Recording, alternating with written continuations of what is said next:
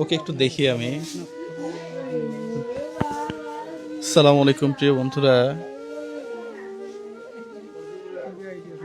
আহ, আমি একটু একটু ধরে দেখি, হ্যাঁ।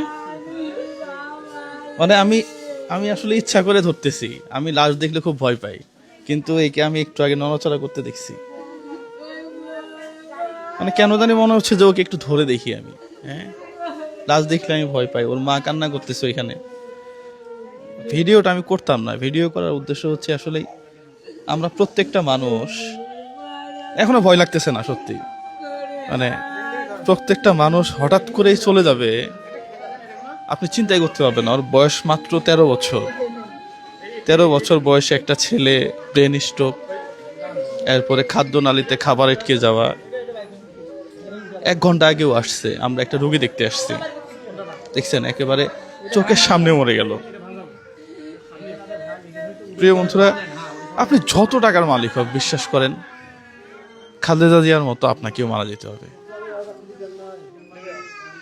মারা যেতে হবে আপনাকে। প্রিয় বন্ধুরা, ভিডিওটা শেয়ার করিয়েন একটু।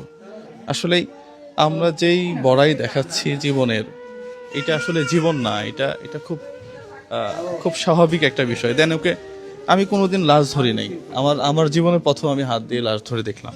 আমার কাছে কেন জানি মনে হলো যে ওকে একটু ছুঁয়ে দেখা উচিত।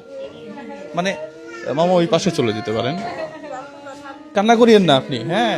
সবাই এরকম, সবাইকে এরকম এরকম হইতে হবে, সবাইকে, হ্যাঁ, সবাইকে এরকম হইতে হবে, হ্যাঁ? কান্না করিয়েন না, হ্যাঁ।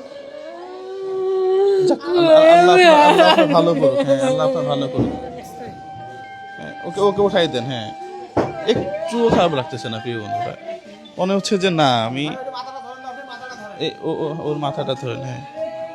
ওর ওর হাড় গোড় সবকিছু পচে যাবে। মাত্র মাত্র মামা আমরা বাইরে যাই, হ্যাঁ। মাত্র 13 বছর বয়সী একটা ছেলে চোখের সামনে মরে গেল। মানে আমি মাঝে মাঝে আপনাদের বলি না যে এই জীবনে চাওয়া পাওয়ার কিছু নাই। এই কথাটা আমি অনেক আগেই বুঝছি যে জীবনের মানে কি আপনাকে বুঝতে হবে, জীবনের গোল কোথায় আপনাকে বুঝতে হবে। আপনি দুর্নীতি করবেন, চাঁদাবাজি করবেন, এগুলা প্রত্যেকটা জিনিসের হিসাব আপনাকে দিতে হবে। খুব সেন্সিটিভ। এই জন্য মাঝে মাঝে হসপিটালের দরজায় এসে জীবনটাকে উপলব্ধি করা। হসপিটালে না আসলে আপনি বুঝতে পারবেন না যে জীবন কি। কত সুস্থ মানুষ অসুস্থ হয়ে যাচ্ছে। আমরা যাকে দেখতে আসছি তার সম্পদের হিসাব নাই হয়তো, হ্যাঁ। অনেক অনেক সম্পদ তার এখানেই 5 তলা বাড়ি, তার সয় সম্পত্তি অনেক। আল্লাহ তাকে সুস্থ করুক। সে কিন্তু এখন বেডে শুয়ে বুঝতেছে যে না, এগুলা মূল্যহীন। আমাকে বিধাতা তুমি সুস্থ করো। জীবনে সুস্থতার উপরে কোনো সম্পদ হইতে পারে না। সুস্থতা হচ্ছে সবচেয়ে সবচেয়ে বড় নিয়ামত।